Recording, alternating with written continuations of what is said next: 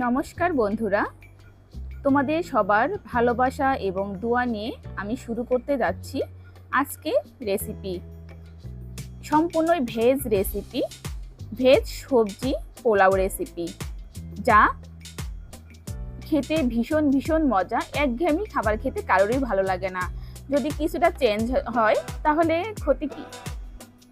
তোমাদের মাঝে আমি নিয়ে এসেছি স্পেশাল একটা রেসিপি, যা তোমরা খুব সহজে বানিয়ে নিতে পারবে। আর এর সাথে থাকছে বিভিন্ন প্রকার tips and tricks. By the way, আমি সিন্ধু করুণাময়ী, সিন্ধু রান্নাঘর থেকে তোমাদের অনেক অনেক শুভেচ্ছা এবং ভালোবাসা।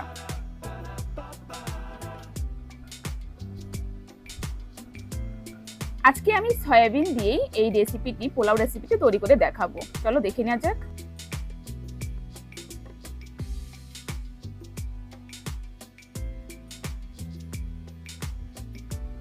প্রথমে আমি ফ্রাই প্যান গরম করে তাতে পরিমাণ মতো তেল দিয়েছি। এতে আমি গাজর, বটবটি ভালো করে ভেজে নিব। এমনভাবে ভাজতে হবে যাতে পুরোটা ভেঙে না যায়। আমি পরিমাণ মতো লবণ অ্যাড করে দিয়েছি, পরিমাণ মতো হলুদ। আর আগে থেকে আমি সয়াবিনগুলো ভেজে রেখেছি।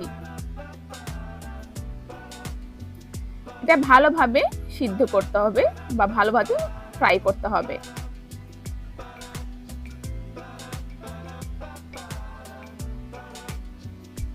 সবজি পোলাও খেতে সবাই অনেক অনেক পছন্দ করে।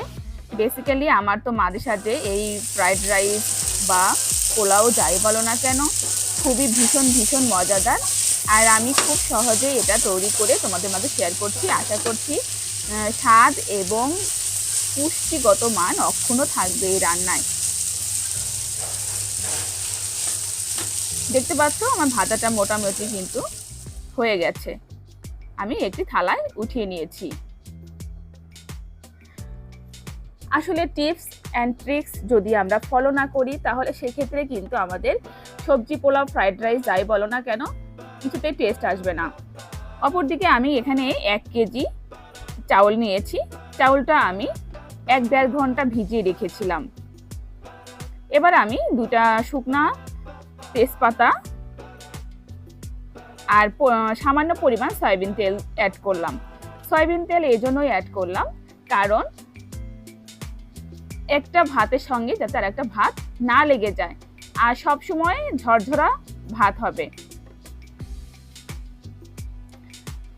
তোমরা অবশ্যই কেমন করে রান্না করতে হয় আমি এর আগেও ভিডিওতে দেখিয়েছি, আর ভিডিওটা খুব বড় করব না তাই স্কিপ করে গেলাম। যদি তোমাদের কোনো কমেন্টস থাকে অবশ্যই জানাবে। এবার আমি একটা প্যান গরম করে তাতে আমি বাদাম দিয়ে দিচ্ছি। বাদামগুলো ভালো করে ফ্রাই করে নিতে হবে। পরিমাণ মতো হিং দিব। এখন ভালোভাবে ভেজে নিতে হবে বাদামটা।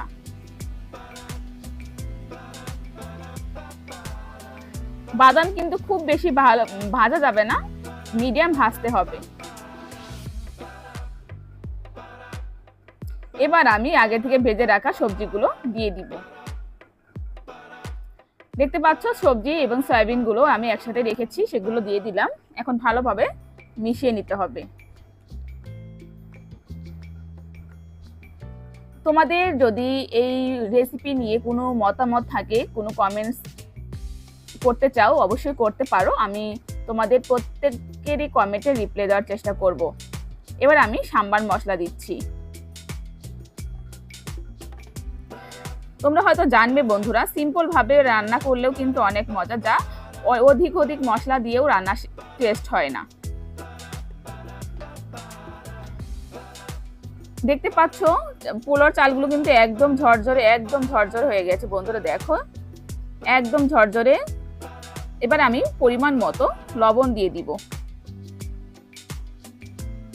এবার ভালো করে মিশিয়ে নিব। যারা কখনো রান্নাও করেনি তারাও কিন্তু সহজেই আমার রান্না দেখে অবশ্যই খুব সুন্দরভাবে রান্না করতে পারবে। অনেকেই বলেছে যে আমার রান্না দেখে ওরা সহজে, যারা কখনো রান্নাই করতে পারতো না তারাও অনেক সুন্দর রান্না করতে পেরেছে। অসংখ্য ধন্যবাদ যারা আমাকে এই এত সুন্দর সুন্দর ফিডব্যাক দিয়েছো। অনেক অনেক ভালোবাসা এবং শুভকামনা রইল তোমাদের জন্য।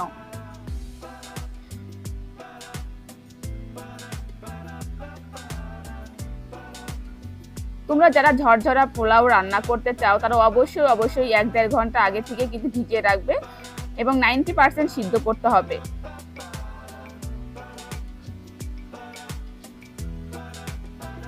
তৈরি হয়ে গেল আমার মজাদার ফ্রাইড রাইস রেসিপি বা সবজি পোলাও রেসিপি। কেমন লাগলো আমার এই রেসিপি অবশ্যই কমেন্টস করে জানাবে। আর নতুন নতুন স্পেশাল রান্না পেতে অবশ্যই সিন্ধু করুণাময়ী কিচেন ব্লগকে সাবস্ক্রাইব করে রেখো এবং নিজের পরিজন আত্মীয় স্বজনদের মাঝে রান্নাটা শেয়ার করে দিও, যাতে করে ওরাও নতুনত্ব রান্না দেখার সুযোগ পায়। তোমাদের অনেক অনেক ভালোবাসা, অনেক অনেক ধন্যবাদ যে তোমাদের অমূল্য সময় থেকে আমাকে এতটা সময় দিয়ে আমার ভিডিওটা দেখার জন্য। অনেক অনেক ভালোবাসা রইল তোমাদের জন্য। সিন্ধু মানে স্পেশাল রেসিপি, যা স্বাদ এবং পুষ্টিগত মানের খাবার তৈরি করতে অনেক হেল্পফুল। আমি এখানে ঘি ছড়িয়ে দিয়েছি বন্ধুরা, লাস্টে অবশ্যই তোমরা ঘি ছড়িয়ে দিবে। এবার আমি একটা থালায় সবজি পোলাও ফ্রাইড রাইস উঠিয়ে নিব। গরম গরম ফ্রাইড রাইস সবজি পোলাও খেতে কিন্তু সবার ভালো লাগে, আমার তো অনেক অনেক ভালো লাগে। তোমরা কি আমার সঙ্গে একমত কি না? যদি তোমরা আমার সঙ্গে একমত হও, তোমরাও আমার মতো ফ্রাইড রাইস বা সবজি পোলাও খেতে পছন্দ করো, অবশ্যই কমেন্টস করে জানাবে।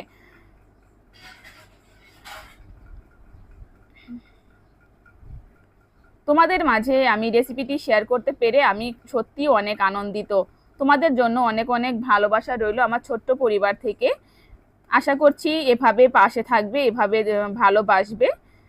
আজকে এ পর্যন্তই, আবার নতুন আরেকটি রেসিপি নিয়ে হাজির হব তোমাদের মাঝে। সে পর্যন্ত সবাই ভালো থাকো, সুস্থ থাকো।